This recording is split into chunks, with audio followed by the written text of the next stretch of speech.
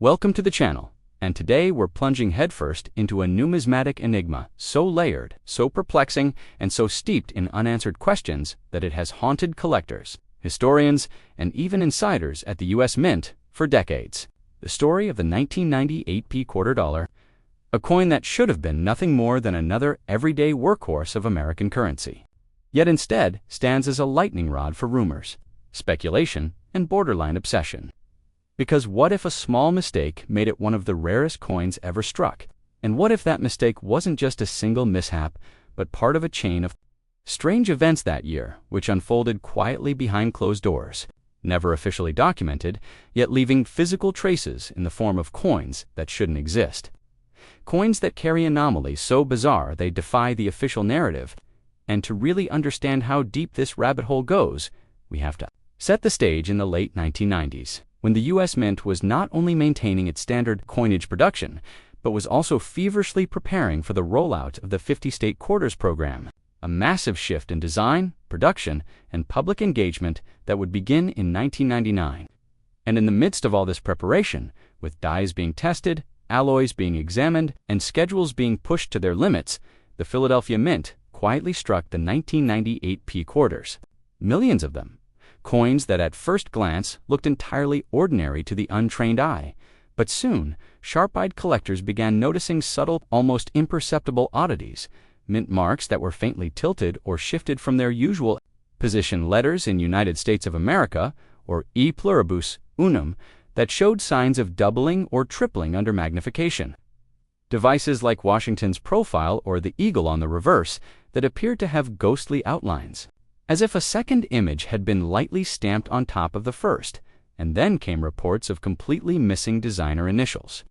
The tiny FG for Frank Gasparo on the reverse simply gone, not worn away but never struck at all, which for some instantly brought up the possibility of altered or experimental dies, and it didn't stop there, because some examples exhibited faint remnants of other designs in the background, shapes, lines, and contours that matched nothing on a standard quarter, as though leftover impressions from previous die use had somehow survived and transferred themselves onto these coins, hinting at the possibility of overstrikes or reused dies that should have been destroyed. And as these findings spread through coin clubs and early online numismatic forums, a wave of theories surged, ranging from simple die deterioration to wild notions of intentional test runs for the upcoming state quarters. And to make things even stranger, there were whispers from retired mint workers who hinted, without ever going fully on record, that 1998 had been a year of unusual internal activity, with certain dies going missing temporarily, batches of coins being pulled and destroyed without public explanation, and multiple instances of misaligned striking equipment causing production errors that were never officially logged. And while some dismissed these stories as exaggerations or collector myth-making, the fact remained that the anomalies were real, and they weren't all the same, suggesting that more than one type of error or variation had slipped through that year, which could mean multiple separate incidents rather than a single freak accident. And when you think about the complexity of mint operations, thousands of dies in use, multiple presses running simultaneously, a constant flow of planchettes being fed into the machinery, it's not hard to imagine how one or two flawed dies could be overlooked, especially during a period of high pressure and operational change. But what makes the 1998 P quarter so compelling isn't just the errors themselves, it's the pattern of their appearance, because collectors started mapping where and when they were found, and while many surfaced in the Northeast, a surprising number came from bankrolls in the South and Midwest, suggesting a strange distribution path that didn't match the typical release patterns for Philadelphia-struck coins. And that geographic oddity only deepened suspicions that certain batches had been quietly redirected or released in unusual ways, perhaps even intentionally. And as we peel back more layers, we find reports of quarters with odd reading edges, with inconsistent grooves, or areas where the reading simply fades into smooth metal. And these kinds of details point to planchettes that may have been out of tolerance, too thin or too thick, or even of slightly different alloy composition. And while official mint specifications for 1998 quarters call for a copper-nickel clad composition, Some collectors claim that their unusual specimens have a slightly different ring when dropped, a tonal difference that metallurgists might attribute to trace variations in the metal mix, though without destructive testing, it's impossible to be certain. And then there's the question of die clashes, where the obverse and reverse dies strike each other without a planchette in place, imprinting parts of each design onto the other die. This is a known phenomenon in minting, but in 1998, certain 1998 P quarters show die clash marks that don't quite match the standard Washington quarter design, as if the dies that clashed were carrying something else entirely, which has led to speculation that prototype state quarter dies were accidentally involved in the process, leaving their faint, unintended fingerprints on coins that were never meant to bear them. And if that's true, it would be a monumental breach of protocol, as prototype dies are supposed to be tightly controlled and destroyed after testing, never entering circulation, yet the physical evidence on some of these coins suggests otherwise. And the more we dig, the more we find that every answer leads to two new questions. For example, why do some 1998 P quarters exhibit unusually sharp relief on certain elements, while others from the same year look weakly struck, even within what should be the same die variety? And could it be that different planchette batches or even experimental planchette treatments were being tested in parallel? And if so, why did some of those test strikes make it past quality control? And perhaps the most tantalizing question of all is whether the mint itself even has a complete record of what happened. Because in conversations with insiders who were around at the time, there's a recurring theme. 1998 was a year of organized chaos, with so much focus on the future state quarter program that certain day-to-day anomalies may have been brushed aside or overlooked entirely. And that means there could be more undiscovered varieties out there. Coins sitting quietly in circulation or hidden away in coffee cans and dresser drawers, waiting for someone to notice the faint doubling on a date, the missing initials, the extra lines in a field, the shifted mint mark. And if history has taught us anything, it's that the most important numismatic discoveries often come not from high-profile auctions, but from everyday people suddenly realizing that the coin they've been holding for years is unlike any other. And so the hunt for the truth behind the 1998 P quarter continues, fueled by every new specimen that turns up, every magnified image that reveals an anomaly, every whispered story from someone who worked the presses in Philadelphia that year. And as long as these mysteries remain unresolved, this unassuming coin will continue to captivate, to frustrate, and to inspire the belief that somewhere, perhaps still in circulation, lies the rarest and most extraordinary version of a coin that was never meant to be anything more than ordinary. And maybe, just maybe, one day the full story will surface. But until then, the legend of the 1998 P quarter will live on, striking not just metal, but the very imagination of every collector who dares to wonder what really happened inside the mint in 1998.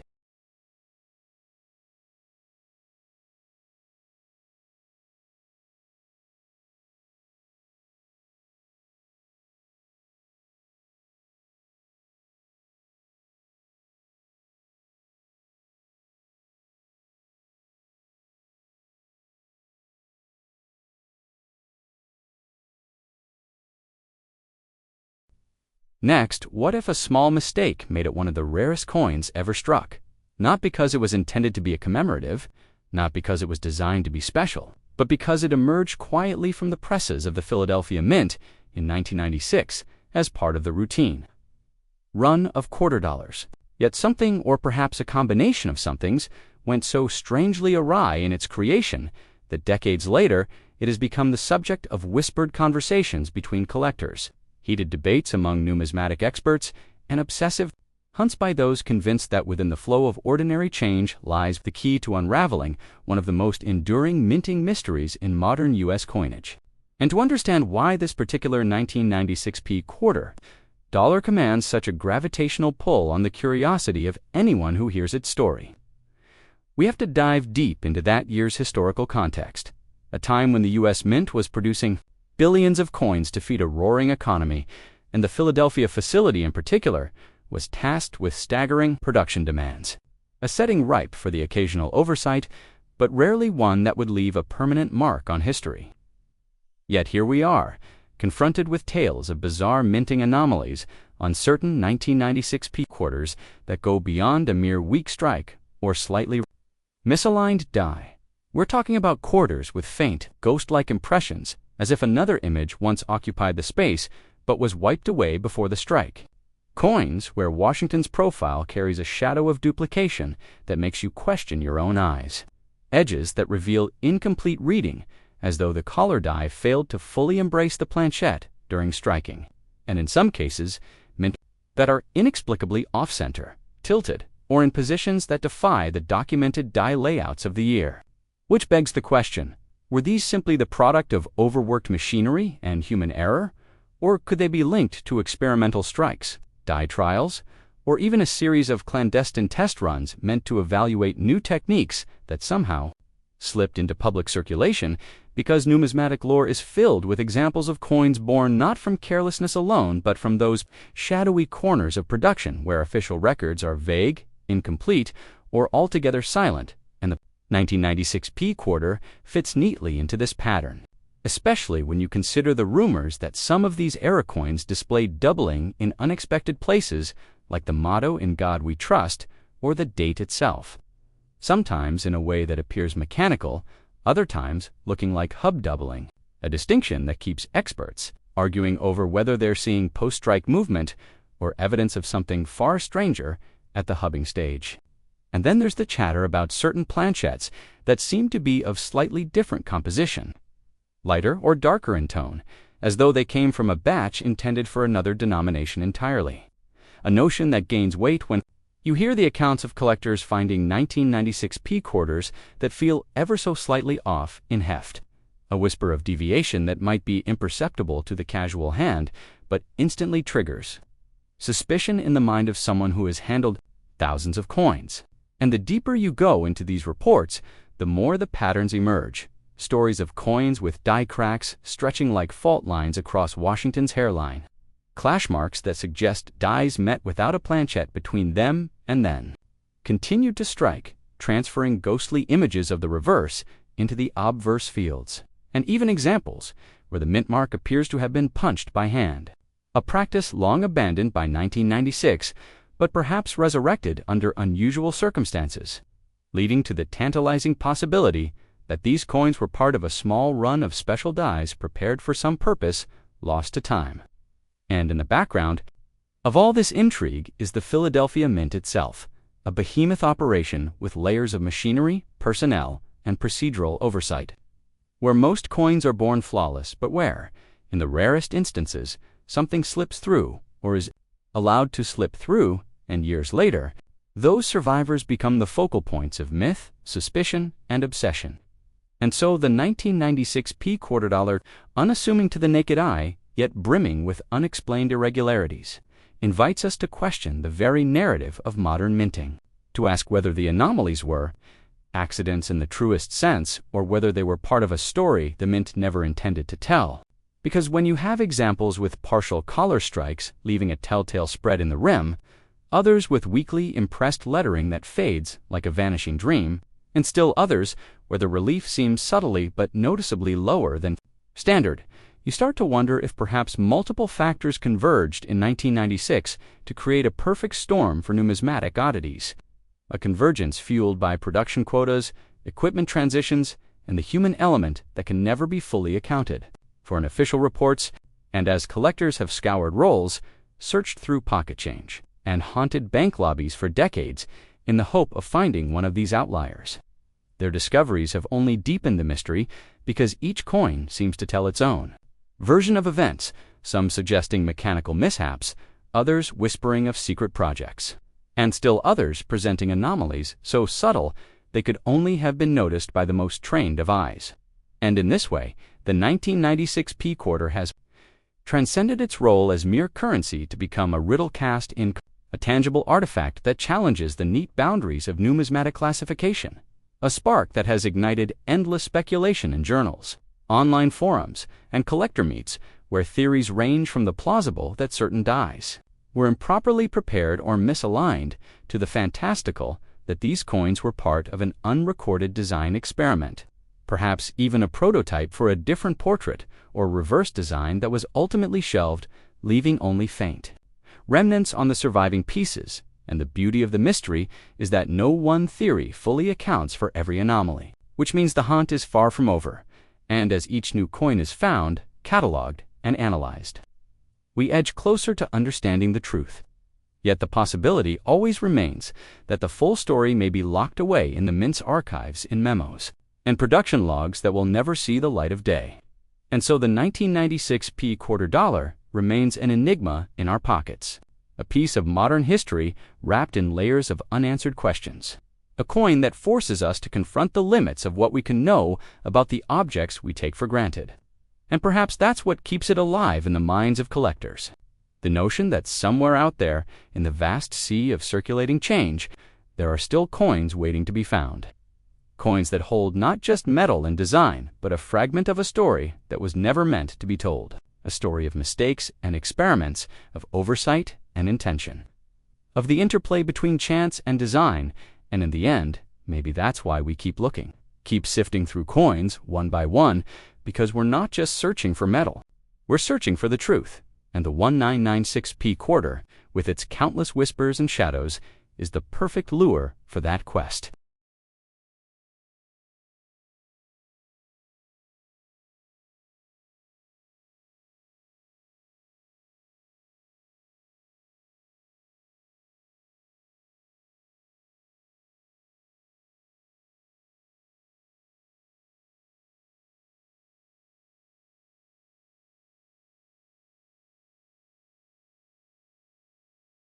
Next, what if a small mistake made it one of the rarest coins ever struck? A piece so elusive, so baffling in its creation, that even the most seasoned numismatists find themselves torn between awe and disbelief. A coin that carries within its copper-nickel layers a story of hidden anomalies, whispered rumors from behind the fortified walls of the U.S. Mint, and the kind of mystery that refuses to let go once it sinks its hooks into your mind. A coin minted in a year when America was quietly transitioning through a subtle yet pivotal phase of its history. A year when technological refinement at the Philadelphia Mint was supposed to be at its peak, yet somehow, somewhere in that tightly controlled environment, the 1994 quarter dollar emerged, not just as another circulation coin, but as the nucleus of a swirling storm of suspicion. A storm fueled by scattered reports of pieces bearing inexplicable features, strange shadows in the design, misaligned elements that almost seem intentional, ghostly impressions suggesting dies struck without full pressure, and more chillingly, mint marks whose shapes and placements sometimes contradict official minting protocols, leading to late-night debates in collectors' forums and whispered conversations at coin shows, because this wasn't just about one error. This was about a cascade of anomalies that seemed to defy the very procedures the mint swore by. And as the stories began to accumulate of quarters with faint or missing initials where John Flanagan's mark should be, of Liberty's profile bearing a subtle doubled outline like an echo frozen in metal, of reverse designs with the eagles, feathers showing unusual texturing as if struck from a reworked or improperly prepared die, people began to wonder if there was a deeper narrative here, one that stretched far beyond an isolated minting flaw, one that might involve experimental die trials quietly fed into circulation, unrecorded maintenance swaps in the coining presses, or perhaps even a deliberate act by a mint employee testing boundaries in a way that would never officially be acknowledged. And this curiosity was only magnified by the fact that 1994 saw several shifts in U.S. mint production methods, with modernization projects quietly rolling out in Philadelphia and Denver, introducing automated die-setting systems and new quality control checkpoints, which, in theory, should have made such mistakes rarer, not more frequent. Yet here we are, faced with documented specimens that break the rules. Coins where the planchette shows minute lamination flaws, thin layers peeling away under magnification, suggesting improperly mixed metal blanks or contamination in the alloy. Coins with off-center strikes so perfectly balanced they look almost intentional, as though the design were drifting away from its intended borders in a symbolic escape. Coins with die clashes where the obverse and reverse images ghost into each other, creating surreal patterns that challenge the mind to untangle which side you're truly looking at. And behind it all, the nagging thought that perhaps not all these anomalies were accidents, because, in the realm of minting, the line between mechanical mishap and human influence is razor thin. And if someone within the mint wanted to create a coin that would spark decades of fascination, this is exactly how they'd do it, subtly, sparingly, ensuring just enough slipped past the inspectors to seed a legend without triggering an investigation that could pull it from circulation entirely. And as collectors began sharing their finds, comparing minute differences under microscopes, cataloging varieties with obsessive precision, certain patterns began to emerge. A batch of coins showing a slightly rotated die alignment, another where the eagle's beak appears unusually blunt, and yet another where the rim's denticles fade prematurely. Into the field, almost as if the die face had been polished too aggressively, erasing details that should have been crisp. And each of these details raised the same burning question: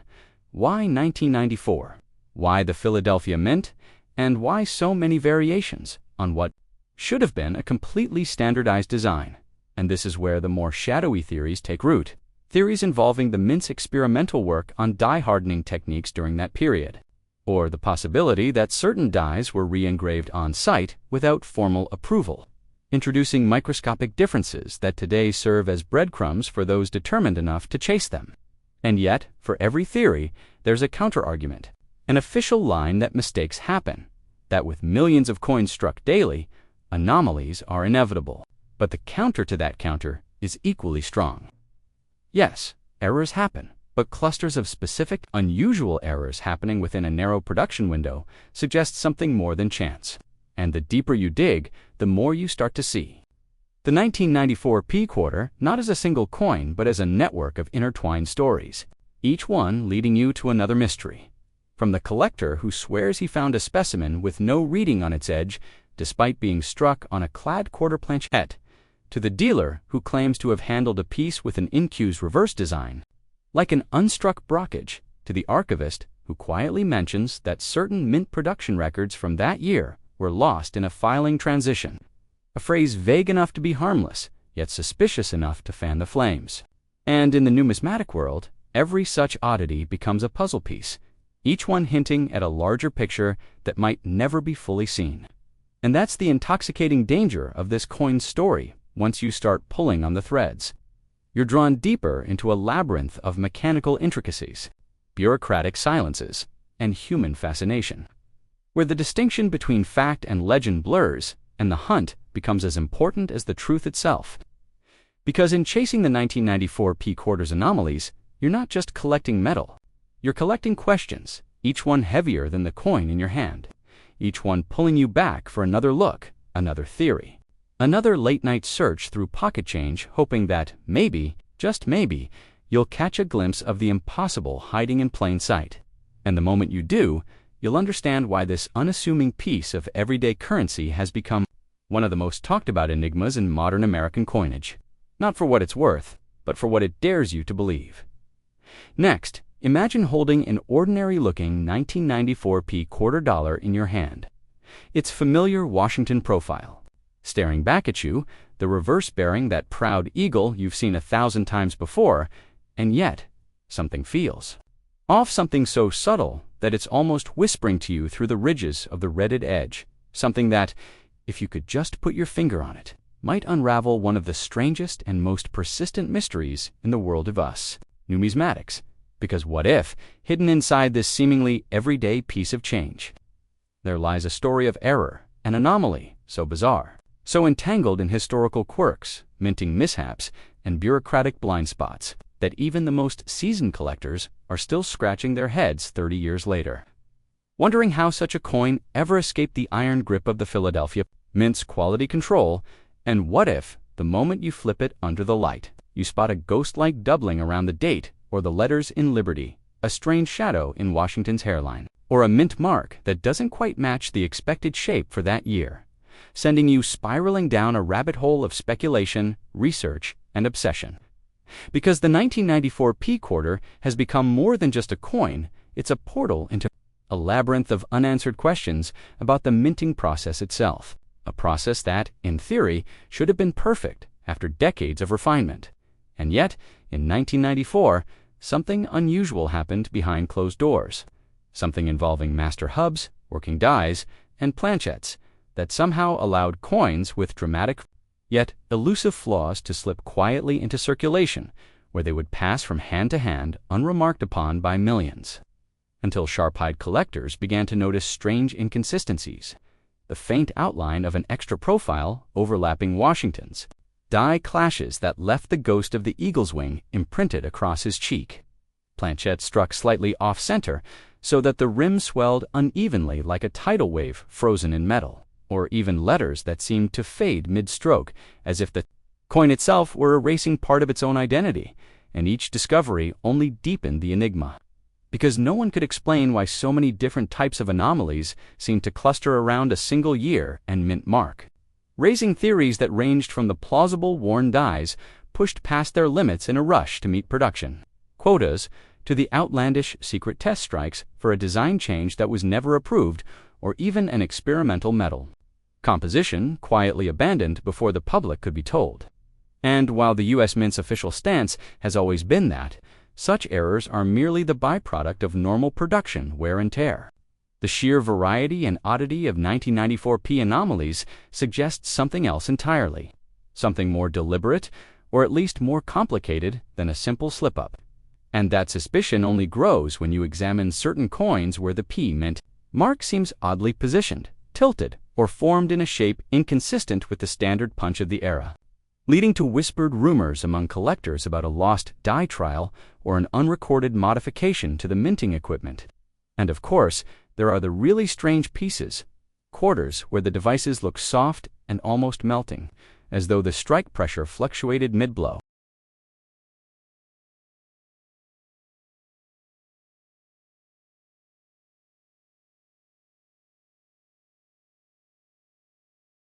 Next today, we dive into a numismatic mystery so layered, so bizarre, and so persistently unsolved that it has grown into a living legend within the coin-collecting world. The case of the 1987 D quarter dollar, a coin that by all rights should have been utterly ordinary, struck by the millions at the United States Mint's Denver facility in a year that sits quietly between major design changes, yet instead has become the subject of decades of whispers, investigations, and obsessive hunts by collectors who sense that there is far more to its story than official records admit. Because what if a small mistake made it one of the rarest coins ever struck? And what if that mistake was not an isolated accident, but the tip of an iceberg of minting irregularities, production anomalies, and events that were either overlooked by quality control or intentionally kept from public knowledge, leaving behind physical evidence hidden in plain sight, evidence in the form of strange mint marks, doubled devices, ghost-like impressions, unusual planchette flaws, and features so out of place that even veteran die specialists cannot fully explain them. And to understand how this coin could have become a lightning rod for mystery, we must travel back to 1987, when the Denver Mint was in a period of intense production demands, churning out hundreds of millions of coins to keep up with circulation needs across the western United States, while at the same time undergoing subtle but important transitions in equipment, maintenance, and die preparation methods. And inside those vast coining rooms, where the air reverberated with the rhythmic pounding of presses, precision was the law of the land. But precision is a fragile thing when deadlines are tight, and in those moments when human oversight and mechanical imperfection intersect,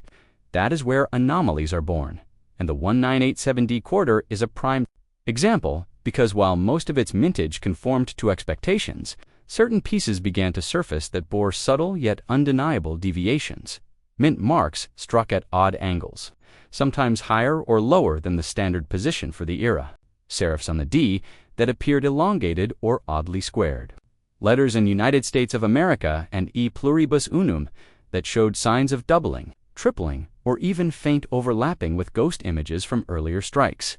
Washington's bust appearing with hair details slightly misaligned, creating a strange sense of motion, rims that were uneven in thickness, sometimes with sections where the reading abruptly faded to smooth metal, and on some coins, the tiny designer's initials FG on the reverse were missing entirely, not from circulation wear, but from the moment of striking, suggesting either an overpolished die or a die that had never received the initials to begin with, and these coins began to attract the attention of numismatists who had seen many errors over the years, but found the variety and distribution of these 1987D anomalies unusual, not just one type of flaw repeating, but multiple types spread across coins from different dies, hinting that there had been more than one cause, and perhaps more than one moment during the year when something at the Denver Mint went wrong, and when researchers began to piece together the timing. A curious pattern emerged. Some of the most dramatic anomalies appeared on coins that seemed to have been struck earlier in the year, while others, including certain examples with unusual reading patterns and planchette textures, were linked to later production runs. And this raised the possibility that multiple separate incidents had occurred, each leaving behind its own telltale signs. And while the Mint has never confirmed such events, RETIRED employees have hinted in interviews and private conversations about equipment issues, experimental adjustments, and even the quiet destruction of small batches of coins deemed unsuitable. But if coins with these anomalies still made it out into circulation, then either those batches were not fully caught, or some coins slipped into the normal distribution channels before the problem was identified. And to add to the intrigue, certain die clash errors found on 1987D quarters appear to feature shapes and outlines that do not match the standard Washington quarter reverse of the time, leading to speculation that either foreign object debris, improperly hardened, dies, or even experimental reverse designs were involved. And while such theories remain controversial, microscopic examination of some specimens has revealed patterns in the fields that resist simple explanation, patterns that some believe are remnants of earlier die impressions not fully removed before reuse. And then there is the matter of the planchettes themselves, normally a copper-nickel-clad composition within strict tolerances. Yet some anomalous 1987D quarters have slightly different weight readings, sometimes fractionally lighter or heavier than expected, which could be explained by planchette preparation errors, but could also suggest the use of planchettes from alternate batches, possibly intended for testing or even from other coin denominations. And while skeptics dismiss this as improbable, the Denver Mint in the 1980s was known to occasionally share blank stock between denominations during emergency production adjustments, creating rare off-metal strikes. And while no full off-metal 1987D quarters have been documented, the idea that planchette irregularities could have contributed to some of the anomalies remains a compelling thread in the tapestry of theories. And as these pieces circulated, their unusual features went largely unnoticed by the general public, who spent them without a second thought. But within coin clubs and early collector newsletters, the buzz grew, with reports pouring in from across the country, not just from Denver's typical Western circulation zone, but from the Midwest, the South, and even the East Coast, suggesting that certain batches of these coins had been distributed far outside their usual range, perhaps as part of special shipments, military payrolls, or replacement stock for damaged currency in other regions. And this unusual dispersal pattern only fueled speculation that these weren't just ordinary production runs, but coins tied to special circumstances that may have included the use of dies or planchettes not otherwise approved for mass release. And as the years passed, the hunt for these coins intensified, with collectors examining every 1987D quarter they encountered for signs of doubling, missing initials, odd reading, or that telltale something off in the design.